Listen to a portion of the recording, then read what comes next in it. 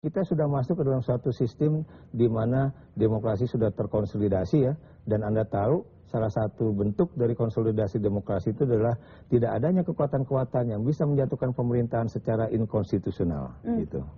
Jadi kalau kemarin berapa kali sempat Presiden SBY melontarkan kekhawatiran atau melontarkan peringatan atau melontarkan apapun itu dalam berbagai bentuk bahwa ada yang lagi menggoyang-goyang pemerintah, ada yang ingin mungkin sampai sejauh menggulingkan SBY. Bagaimana kita harus membaca sinyal-sinyal yang dikirimkan oleh Presiden kita itu? Ya, kalau menurut saya karena itu terkait dengan gerakan massa pada 9 Desember kemarin ya, itu bukan mustahil ada suatu upaya dari Presiden SBY ya, untuk kemudian melakukan, kalau dalam bahasa militernya mungkin preemptive strike gitu kan.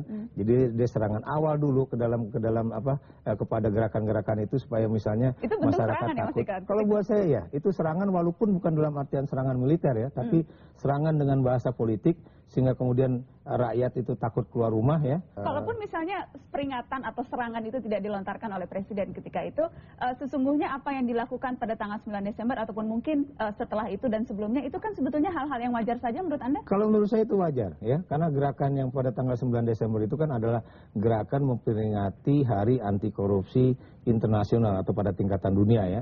Dan mengapa di Indonesia menjadi sangat spesial atau sangat khusus?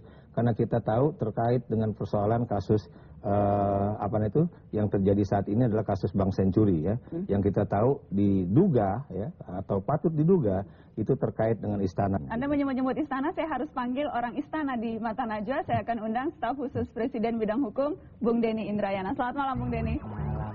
Terima kasih sudah datang. Apa kabar? Baik, alhamdulillah. Kita dari tadi membicarakan Anda dan bos Anda nih. Kudeta tidaklah. Anda sepakat kan tidak mungkin ada kudeta saat ini? Kalau bicara kemungkinan kudeta, tentu saja tergantung kondisi-kondisinya di lapangan. Dan berbeda dengan apakah ada yang berpikiran ingin kudeta dan apakah bisa terjadi kudeta. Dua hal yang berbeda. Presiden tidak mengatakan kudeta, itu diklarifikasi dulu. Tadi disebut oleh beliau.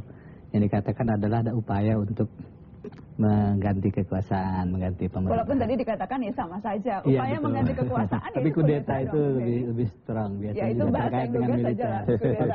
Oke. Dan kalau berpikir apakah bisa terjadi penggantian kekuasaan, di kondisi-kondisi sekarang itu sangat sulit dilakukan kalau itu bicara secara konstitusional. Karena memang itu mekanisme di Undang-Undang Dasar kita sudah sangat baik diatur. Dan tidak mudah, ada proses di DPR, di Mahkamah Konstitusi, di MPR kemudian terakhirnya. Tapi Anda katakan ada yang berkeinginan atau berpikiran ke arah situ?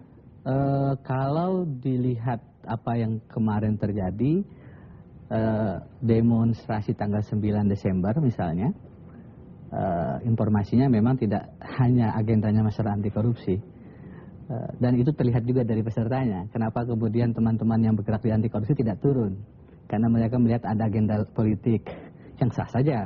Tetapi ICW, Transparansi Internasional, teman-teman yang selama ini bergerak di sana, itu tidak ikut acara tanggal 9 Desember. Salah satu alasannya karena memang beberapa elemen ini melihat tidak hanya masalah anti korupsi sebenarnya yang sedang diupayakan di sana.